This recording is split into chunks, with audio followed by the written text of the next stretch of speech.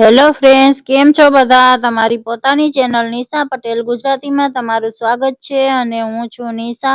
આજે આપણે આ એક અલગ પ્રકારનો નાસ્તો બનાવીશું ફ્રેન્ડ્સ. એકદમ કુરકુરો અને ક્રિસ્પી નાસ્તો બનીને તૈયાર થાય છે.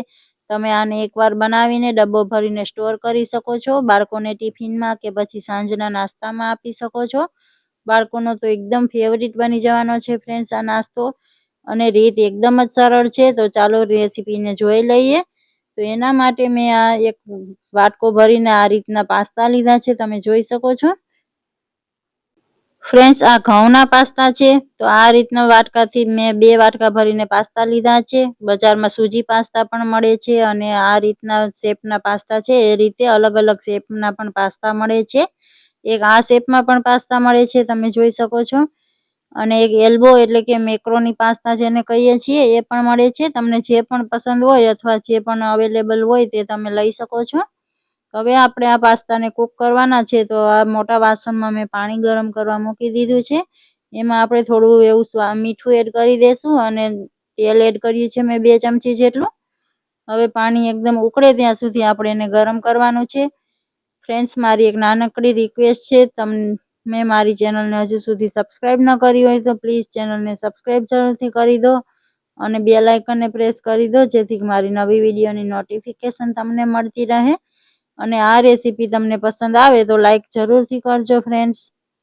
હવે આ રીતે પાણી ઉકળી ગયા પછી પાસ્તા આપણે એમાં એડ કરી દીધા છે અને આ રીતે પાછું એક ઉભરો આવી ગયો છે, તમે જોઈ શકો છો.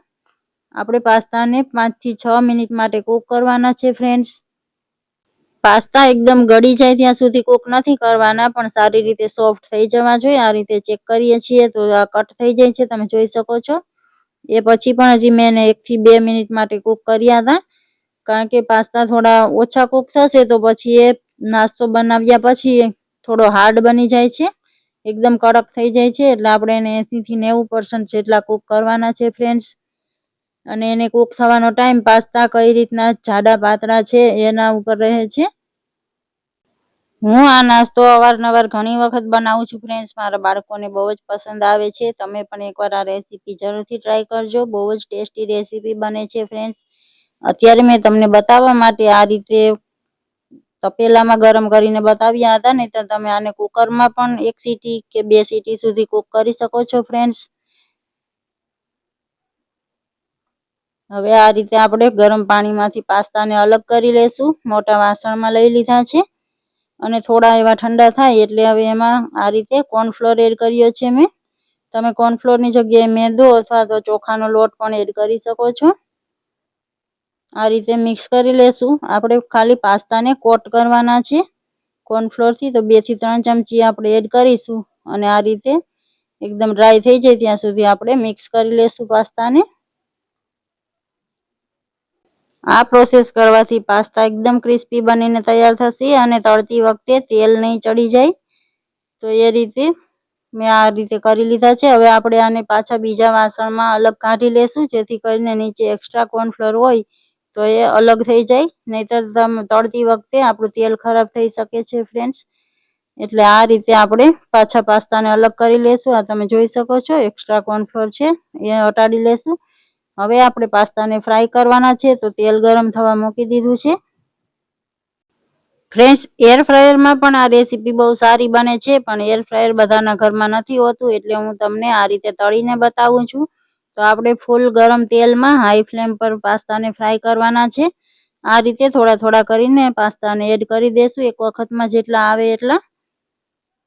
અને વચ્ચે વચ્ચે આ રીતે મિક્સ કરી લેશું, જેથી કરીને થોડા ઘણા આપસમાં ચીપક્યા હોય પાસ્તા તો એ અલગ થઈ જાય.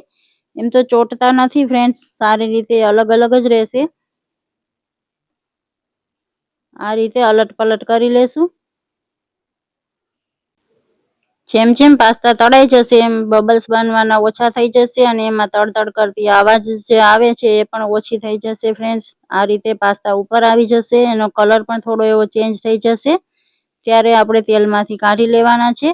અને આપણે એને હાઈ ફ્લેમ પર જ તળશું ફ્રેન્ડ્સ, નહીતર પાસ્તામાં તેલ ચડી જશે. લો ફ્લેમ પર આપણે એને એકદમ જ નથી તળવાના.